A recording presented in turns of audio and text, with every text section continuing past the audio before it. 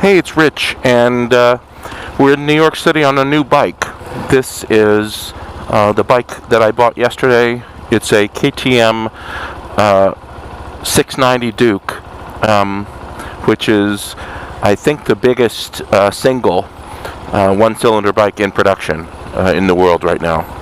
It's barely off the showroom floor. I rode it 47 miles yesterday. And so we're still squarely in the middle of break-in. But I want to introduce you a little bit to the bike and tell you what I like.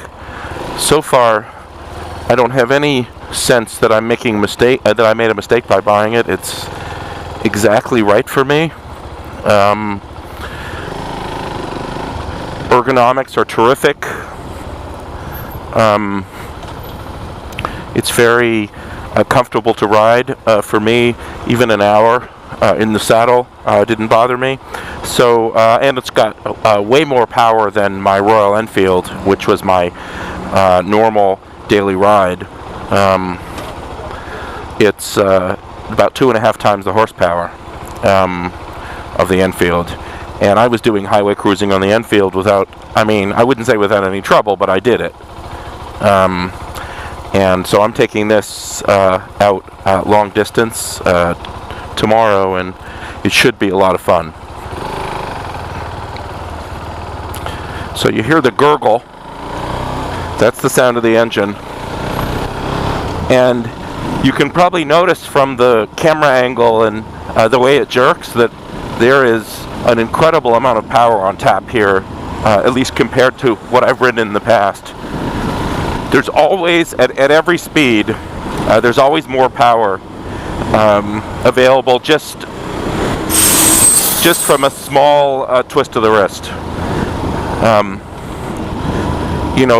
The throttle action, I need to be much gentler with this than I normally am, or than I am on the bikes that I'm familiar with, because every little bit of throttle and the bike jumps forward. That doesn't mean that it feels unstable. Far from it. It's extremely solid on the ground, and the wheels feel planted. It feels like it would be hard to knock over. It's very square on the pavement. But I've had to get used to the way the power is delivered. You can see I'm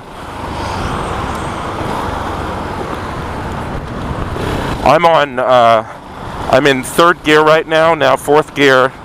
The bike is at 3,500 RPM.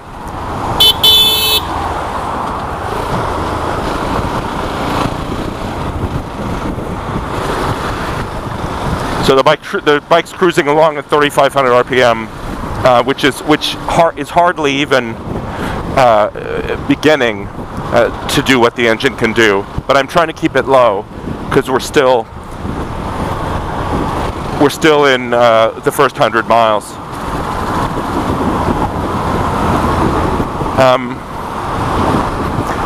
Like I said, the seating position, it's very upright.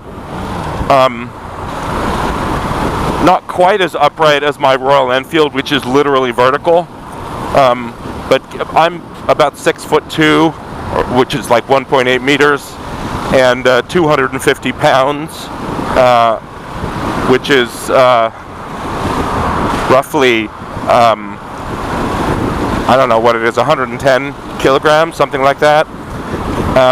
And so I'm a solid, large person, and I like upright riding because when I bend forward, my middle section gets squeezed, and I don't like that. I'm much happier upright. But this bike feels. It's much less trouble to ride along at 50 miles an hour than the Enfield, where I felt like I was a sail sitting squarely up all the time and being buffeted by wind. Somehow the mildly pointy front end to this is channeling wind away from my face.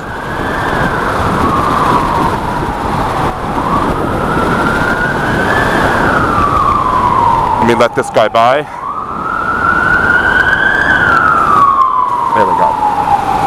So all in all, it's very comfortable. My wrists are turned inward. That is, the left wrist is rotated to the right, and the right wrist is rotated to the left, a little more than on other bikes that I've ridden, where the bend in the handlebars the other way. But it's nothing that I can't get used to. So the only problem really that I've had with the bike so far in the first 50 miles is it runs very hot, and that is intentional. It's tuned that way to meet the newest emissions regulations, to burn off all the fuel, to burn the fuel completely. It runs very hot on purpose. But I don't know if you can see this. The four bars on the left are the heat. That's 4 out of 10. It's water cooled, obviously. It's the first water cooled bike I've ever owned, and it stays low like that as long as you're moving. But as soon as you slow down to 15 miles an hour or below, or you're stopped in traffic, it just gets hotter and hotter and hotter, and it hits the warning condition frequently when you're in heavy traffic on a hot day like this. I mean, today it's, whatever it is, around 100 degrees, like almost 40 degrees centigrade. So, and it looks like we might get to experience this because we've hit a little bit of congestion here on the FDR Drive. This will probably open up again after we pass the bridge exit at 125th Street. Of course, this is a 2016, so it has all of the improvements that came with the bike in the current model year. And the most significant for me, because I do a lot of stop and go riding, is what they call a slipper clutch. You can see in my left hand, the clutch is very soft. It is, I assume, hydraulic is what that means. And it's much easier than physical action. The bike has ABS, which I've never had before. So far, I haven't, to my knowledge, triggered it. I know what it feels like from driving a car, and I have not had that experience so far on this bike. It also has traction control, which, again, is the sort of thing that you don't really feel. You feel its absence when you start to slip. When the rear wheel starts to slip and lock up. That hasn't happened.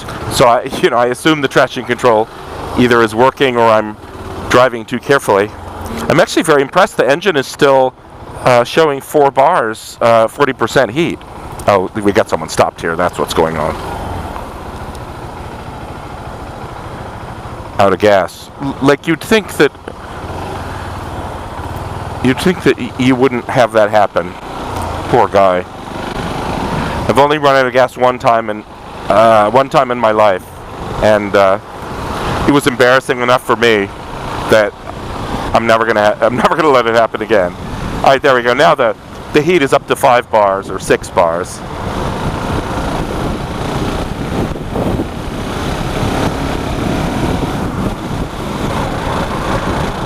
God, I mean, the bike is just squarely planted. There's no problem at all with traction or cornering. I mean, I know this is very smooth terrain I'm on, but even so, really perfect for my riding style. And, with lots of power that in reserve that I don't really need. I looked at a whole bunch of other motorcycles before deciding to buy this.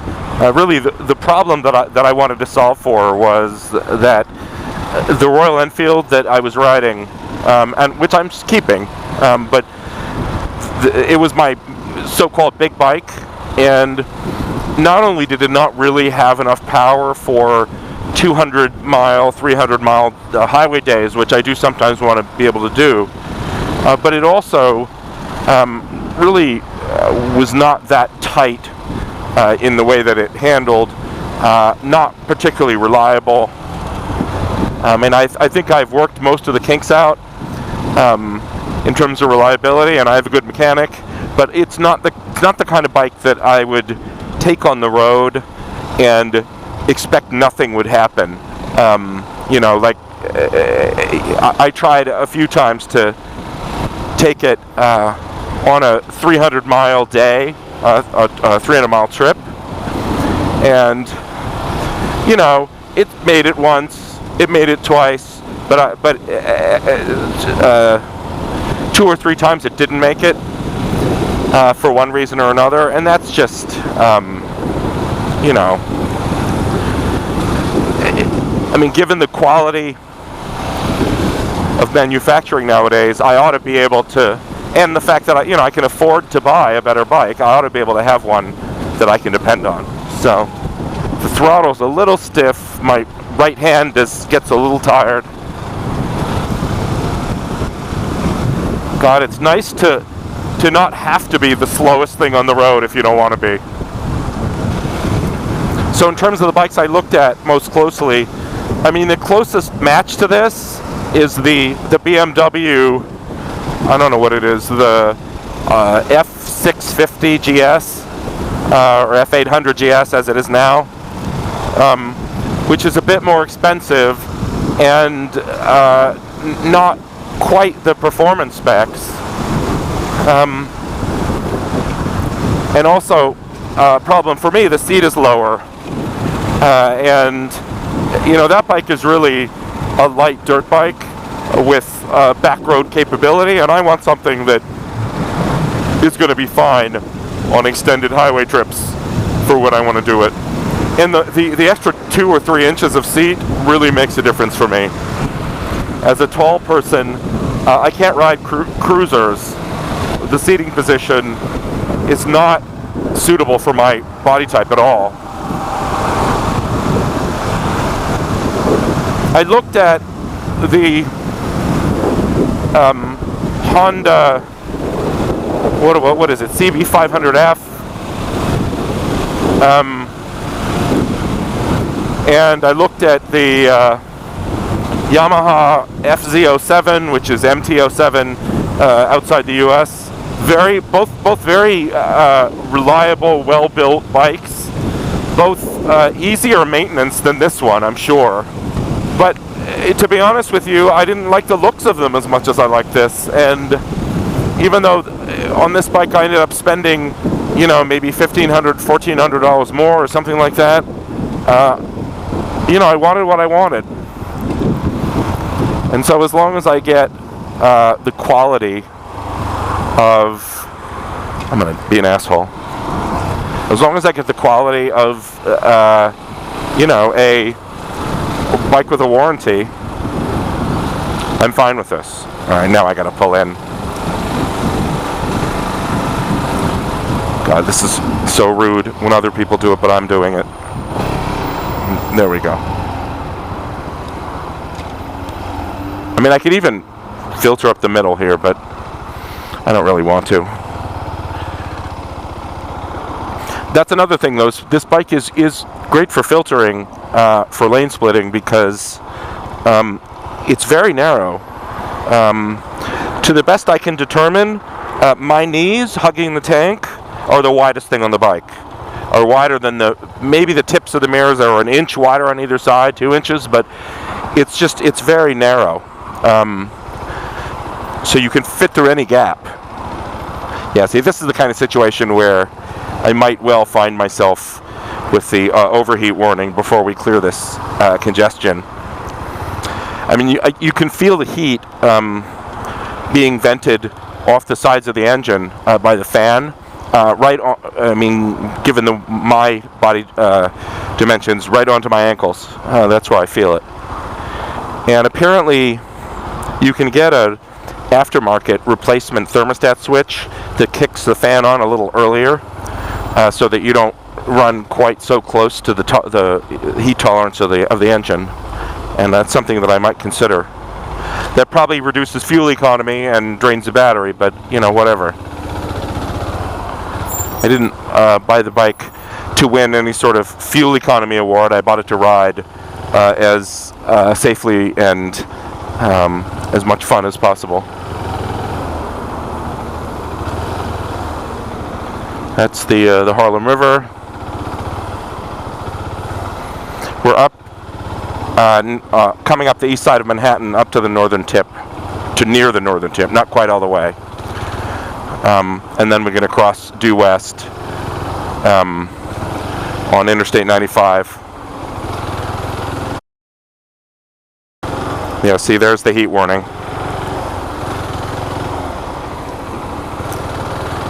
As long as we can keep moving, it stays okay.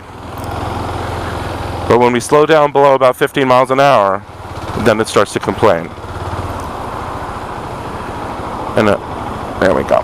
So I'm gonna start weaving a little just to keep in motion. And also we're going up going up an incline, and that doesn't help. So I'm like 1 bar into the red zone. You know, again, as long as, and God, my ankles and shins are hot. I mean, nothing that would burn me as long as I'm wearing pants, but this is not a bike to ride in shorts at all. There, now we should be okay.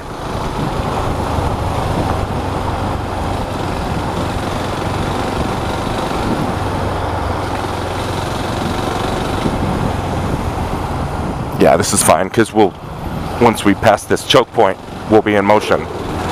I'll take the upper level of the bridge.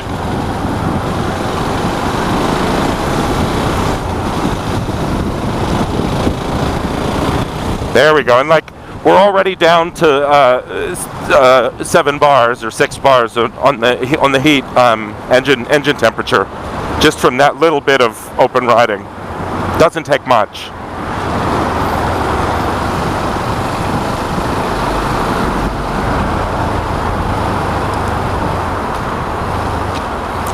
We'll be out of this superstructure in a minute and on the open road.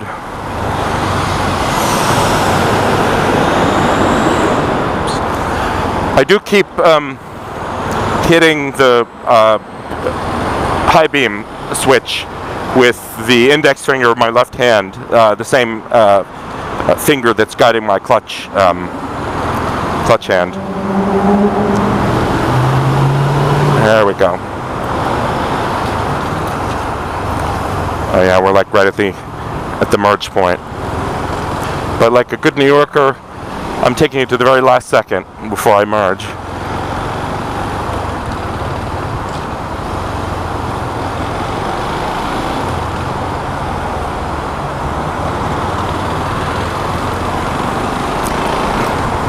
The fellow who sold me this bike basically said, for run-in, spend 100 miles keeping the revs from peaking too high and varying the revs below 6,000 or 7,000, and then after that ride normally.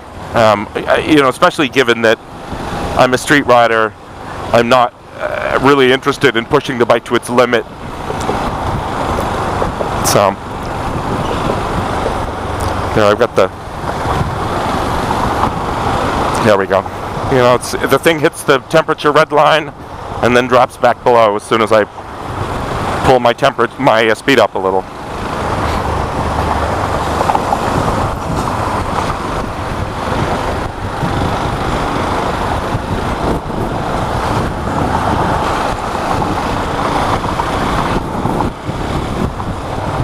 God, it's nice to always have power. It's really nice.